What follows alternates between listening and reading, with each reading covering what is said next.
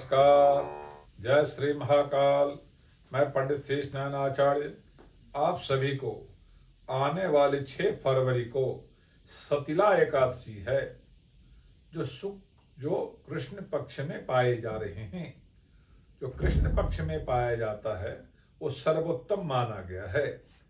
इस एकादशी व्रत करने से जीवन में हमेशा अच्छा फल देने के लिए होता है। माघ के महीने में जौ तिल का विधान ज्यादा है। यदि इस महीने में यदि आप एकादशी व्रत करते हैं, एकादशी व्रत का उद्यापन करते हैं, एकादशी संबंधी कोई दान करते हैं, तो आपके जीवन में अच्छा फल देने वाला होता है। सतिला एकादशी आपके लिए तिल से बना हुआ जो मिष्ठान है उसको दान करने का महत्व माना गया है।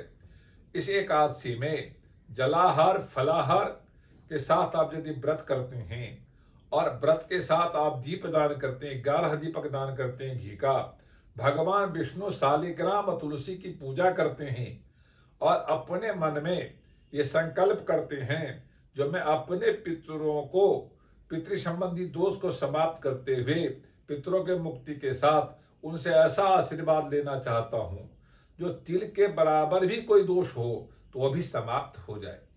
यदि ऐसा मन में संकल्प करते हैं और शालिग्राम भगवान विष्णु और तुलसी को सामने रख करके ऐसा मन में संकल्प करते हैं तो ये तीनों मिलकर आपकी दोष की समाप्ति करते हैं।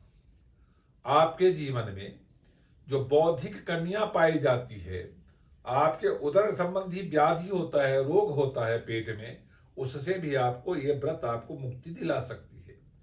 आपके जीवन में आपके घर में लगातार किसी न किसी बात से कंफ्यूजन बना हुआ है तो इस दिन यदि एकादशी वाला दिन व्रत करके भगवान विष्णु को आराधना करके दीप जलाते सुबह और शाम दोनों टाइम, तो आपके घर में क्लेश ऑटोमेटिक समाप्त हो जाता है और आपके घर में हर बात में कोई न कोई खुशहाली आना शुरू हो जाता है। भगवान विष्णु कहते हैं जो एकादशी तिथि का जो व्रत करता है तो उनके पितरों के साथ मुक्ति के साथ हम उसके साथ जुड़ जाते हैं और प्रसन्न होते हैं। कैसे तिथियों में सर्वोपरि एकादशी तिथि उनके लिए माना गया है। जो कहते जो उजाले पक्ष का एकादशी का फल लेना चाहते हैं वो अंधेर पक्ष के एकादशी को भी ध्यान रखने की जरूरत है। तो संसार में 2 प्रकार का तिल होता है, एक काला तिल होता है, एक सफेद तिल होता है। तो काला तिल जो है वो पितरों के लिए माना गया है और विष्णु के स्वरूप के लिए भी माना गया है और सफेद तिल मात्र देवताओं के लिए अर्चना के लिए मानी गई है। तो आपके जीवन में अंधेरा समाप्त करने के लिए भगवान विष्णु और पितृ दोनों को तिल बहुत ही लगाव रखता है। तो भगवान तिल कुश का लगाव है, तिल का लगाव है। तो एकादशी व्रत में आप यदि जलाहार फलाहार करके इस व्रत को करते हैं और एकादशी के संबंधी जो भी आपके मन में कल्पनाएं उसको करते हैं, भगवान विष्णु की आराधना करते हैं, आप मंत्र का जाप करते हैं पूर्वाली दिशा में बैठ करके और आप अपने आप को विष्णु सहस्त्र नाम को पढ़ते हैं, सुनते हैं।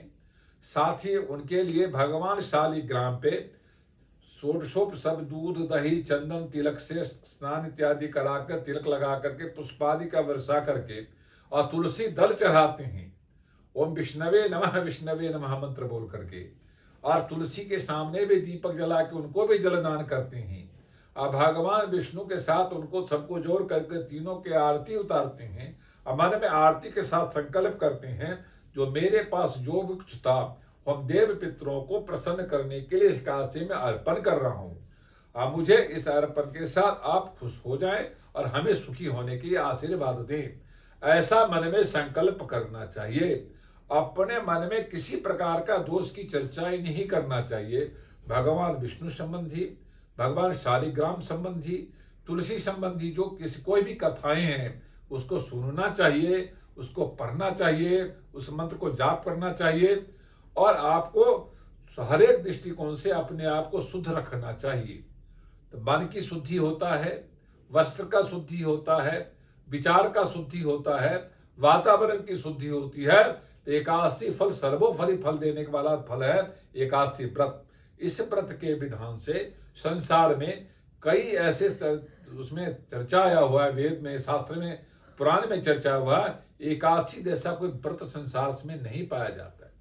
जिस व्रत से एक ही साथ दो लोग जुड़ते हों, देव पितृ दोनों ही जुड़ते हों और दोनों को ही संतुष्टि एक साथ होती हो, तो ऐसा शास्त्र मानता है जो आप अपना पास्ट में जो कोई दोष उसको समाप्त करते हैं और फ्यूचर में आगे बढ़ने की जो स्थिति है उसको आगे बढ़ने में भगवान आपको सहायता करते हैं। एकादशी नाम का व्रत आपको प्रेजेंट में, आपको भविष्य में अच्छे करने की स्थिति में बनाता है।